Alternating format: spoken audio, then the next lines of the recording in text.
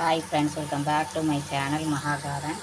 இன்றைக்கி நம்ம பார்க்க போகிறது பணியாரம் எப்படி செய்கிறதுன்னு பார்ப்போம். தோசை மாவில் பணியாரம். இதுக்கு வந்து கடுகு, உளுத்தம்பருப்பு ரெண்டையும் பொரிய வச்சுட்டு தேவையான அளவு வெங்காயம், கொத்தமல்லி, கேரட்டு எல்லாத்தையும் பொரிய வச்சுக்கணும்.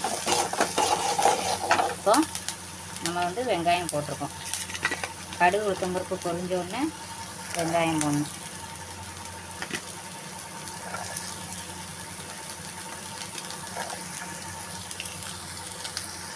ஃப்ரெண்ட்ஸ், வெங்காயம் நல்லா வதங்கணும். வெங்காயம் நல்லா வதக்கிக்கணும்.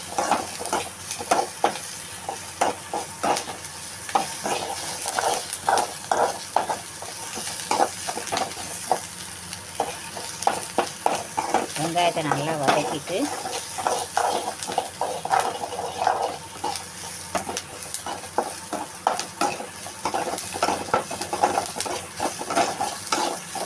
லைட்டாக உப்பு போட்டால் போதும். ஏன்னா தோசை மாவில் ஏற்கனவே உப்பு இருக்கும். லைட்டாக இந்த வெங்காயம் வதங்குறதுக்கு நம்ம உப்பு போட்டுப்போம். ஃப்ரெண்ட்ஸ், இங்கே பாருங்கள், இந்த அளவுக்கு நல்லா ரெண்டு உப்பு போட்டு நல்லா வதக்கிக்கிறோம். ஸோ தேவையான அளவு கேரட்டு. இது வந்து நான் நிறைய துருவி வச்சுருக்கேன், கேரட் அல்வாக்கும் சேர்த்து. அது வீடியோ எடுத்து போடுறேன், பாருங்கள். தேவையான அளவு கேரட் போட்டு நல்லா வதக்கிக்கிறோம். கேரட் போட்டால் நல்லா வாசனையாக இருக்கும். கொத்தமல்லி இலை பச்சையாகவே போட்டுருவோம், அது ஒரு டேஸ்ட்டாக இருக்கும். வதக்க வேண்டாம். நல்ல ஒரு லேசாக ஒரு வதக்கிடுவோம். கேரட் ஏற்கனவே அதில் ஈரம் இருக்கிறதுனால சீக்கிரமே வதங்கிடும். ஓரளவுக்கு வதக்கினா போதும்.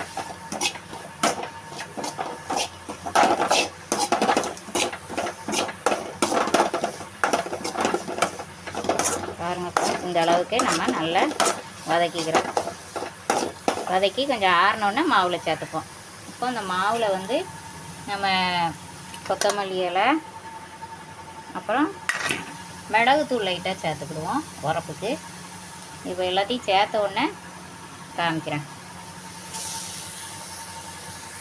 இப்போ ஓரளவுக்கு வதங்கி வந்துருச்சு. இந்த ஸ்டேஜில் நம்ம அடுப்பை ஆஃப் பண்ணி ஆற வைப்போம். மாவை கலக்கும்போது காமிக்கிறேன்.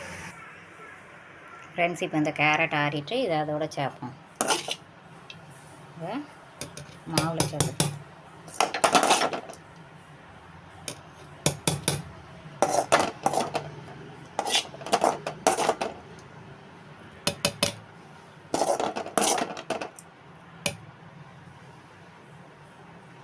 நல்லா ஒரு கலக்கி விட்டுப்போம். இப்போ அந்த மல்லி இலையும் இதோட சேர்த்துப்போம். ரெண்டு மிளகு. ஃப்ரெண்ட்ஸ், இப்போ நம்ம இந்த மாவோட எல்லாத்தையும் சேர்த்துட்டோம். இப்போ மிளகுத்தூள் திரித்து வச்சா மிளகுத்தூள் வீட்டில் திரிச்சது பாருங்கள். ஒரு அரை ஸ்பூன் போட்டுப்போம். ஒரு அரை ஸ்பூன். காரம் நிறைய வேணுன்னா கொஞ்சம் கூட கொஞ்சம் போட்டுக்கலாம். இது ஒரு டேஸ்ட்டுக்கு தான். இப்போ எல்லாத்தையும் நம்ம கலக்க போகிறோம். நல்லா மாவில் நல்லா கலந்துப்போம். கொஞ்சம் புளிச்ச மாவாக இருந்தால் பணியாரத்துக்கு நல்லாயிருக்கும். பாருங்கள் ஃப்ரெண்ட்ஸ், இப்போ எல்லாத்தையுமே நம்ம கலக்கி வச்சுருக்கோம். எப்படி இருக்கு பாருங்கள். மாவு ரொம்ப தண்ணி ஆகிடக்கூடாது, ஓரளவுக்கு கெட்டியாக இருக்கட்டும். இந்த அளவுக்கு இருக்கட்டும். இப்போ நம்ம நான்ஸ்டிக் கல் வந்து அடுப்பில் வச்சுருக்கோம். இதை ஹீட் பண்ணிவிட்டு மீடியம் ஃப்ளேம்லேயே வைங்க, சீக்கிரம் கருகிரும். சுற்றி விட்டுட்டு நடுவில் விடுங்க, அப்போ தான் கருகாது. இல்லாட்டி நடுவில் சீக்கிரம் கருகிரும். இப்போ லைட்டாக நம்ம அந்த குழியில் எண்ணெய் விட்டுப்போம். ஃப்ரெண்ட்ஸ், இப்போ அடுப்பு பற்ற வச்சாச்சு. மீடியம் ஃப்ளேமில் கம்மியாக தான் வச்சுருக்கேன். இது கொஞ்சம் ஹீட் பண்ணிட்டு கொஞ்சம் கூட்டி வச்சுருக்கேன். இப்போ கொஞ்சம் ஹீட் ஆனோடனே நம்ம இந்த குழியில் சுற்றி கொஞ்சம் எண்ணெய் விட்டுப்போம். ஒவ்வொரு குழியிலையாக கொஞ்சம் எண்ணெய் விட்டுட்டு மாவை கொஞ்சம் கொஞ்சமாக ஊற்றுவோம். இப்போ ஹீட் ஆகிட்டு இதை குறைச்சி வச்சுப்போம். இப்போ மாவு விடுறோம் பாருங்கள். இப்போ கொஞ்சம் மாவு எடுத்து சுற்றி ஒவ்வொரு குழியிலையும் அரை குழி நிறைஞ்சா போதும். ஏன்னா இது மேலே உப்பிட்டு வரும் புளிச்ச மாவுங்கிறதுனால. ஊற்றி ஒவ்வொன்றா விடுங்க. கடைசியில் நடுப்புளியில் விடுங்க, ஏன்னா சீக்கிரம் இதாகிடும். ஃபுல்லாக விட்டுட்டு காமிக்கிறேன், ஒரு கையில் கேமரா எடுத்தனால எடுக்க முடியல. இப்போ எல்லா குழியிலையும் ஊற்றிட்டோம் மாவை. இப்போ சுற்றி ஒரு எண்ணெய் விட்டுப்போம் லைட்டாக, இப்போ தான் கொஞ்சம் வேகும் நல்லா. இப்போ மூடி போட்டு மூடி வச்சிடும். மூடி போட்டு மூடி வச்சாச்சு.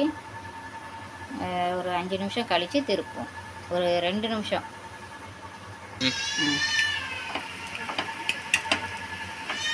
கொஞ்சம் வெந்தோடனே இந்த ஓரம் வர ஆரம்பிச்சிட்டுன்னா கரண்டி வச்சு திருப்பி போட்டுக்கலாம். இன்னும் கொஞ்சம் வேகலை. ஃபஸ்ட்டு நடுவில் உள்ளதை திருப்பி போடுறேங்க, ஏற்கனவே கறிட்டு. அப்புறம் சைடில் உள்ளதை திருப்பி போடுறேன்.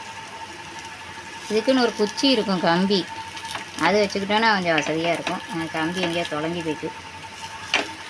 இப்போ எல்லாமே ஒவ்வொன்றா நம்ம இந்த அழகாக திருப்பி போட வருது பாருங்க. கொஞ்சம் எண்ணெய் விட்டுக்கணும், அப்போ தான் வேகும். இப்படி லைட்டாக நம்ம இப்படி குத்தி பார்த்தோம்னா அந்த கரண்டியில் மாவு ஒட்டாது. அப்போ இது வெந்துட்டுன்னு அர்த்தம். ஃபஸ்ட்டு நடுக்குழியில் உள்ளதே எப்போவுமே எடுங்க. இங்கே பாருங்கள், இது மல்லியில் இதை கொட்டிட்டு எல்லாமே நல்லா வெந்துருச்சு. இதே மாதிரி நீங்களும் ட்ரை பண்ணி பாருங்கள். பனியாரம் மாவு அரைக்கணுன்ட்டு இல்லை, இப்படியே தோசை மாவு புளிப்பாக இருந்துச்சுன்னா அதை வேஸ்ட்டு பண்ணாமல் நம்ம பனியாரமாக செஞ்சு சாயங்காலம் டிஃபனுக்கு இல்லாட்டி காலையில் சாப்பிட்ணும். இதுக்கு நம்ம பிரேக்ஃபாஸ்ட்டுக்கு சாப்பிட்லாம். இதுக்கு வந்து நம்ம தொட்டுக்கிட சில்லி சாஸ் இருக்குது, அந்த சில்லி சாஸை விட்டு நம்ம சாப்பிட்டுக்கலாம். ஓகே ஃப்ரெண்ட்ஸ், இந்த வீடியோ பிடிச்சிருந்தா லைக் பண்ணுங்கள், ஷேர் பண்ணுங்கள், கமெண்ட் பண்ணுங்கள். என்னோடய சேனலை மறக்காமல் சப்ஸ்கிரைப் பண்ணி பாருங்கள். Okay, thank you.